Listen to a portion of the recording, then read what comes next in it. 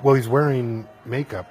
He's wearing blackface or red face, as we would call, where you wear makeup to take the persona of another ethnicity, which is just that went out in the 20s. You know that's just not cool, and it seems to tread on the same sort of classic stereotypes. So that original opening monologue had him wandering around seemingly lost, coming out. He's got the new no teeth. I mean, it seems to really tread on very old-fashioned racial stereotypes that really should have been out passé or out of taste decades ago.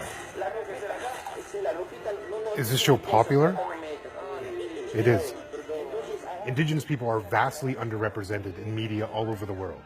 And when you are underrepresented, you seek to find yourself in popular culture, because to be unrepresented means you're invisible. And to get some representation means maybe you're not as invisible as you were before.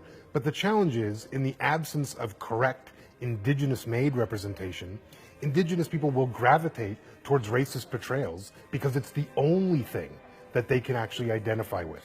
So if this is the only show where Indigenous people from Peru can see a character that is as grotesque as it is in some way meant to reflect them, I'm not surprised that they gravitate to. What I would suggest is, if there's more media that is more equitable, that has fair representation, then you actually have a choice, and then you can see where Indigenous people will go. I suspect if Indigenous people made their own sketch comedy show with their own sense of humor, they would switch, because then you wouldn't have stereotypical portrayals that allow the larger overculture, the colonial culture that exists here, to continue to place Indigenous people in a marginalized place in the media and in their minds.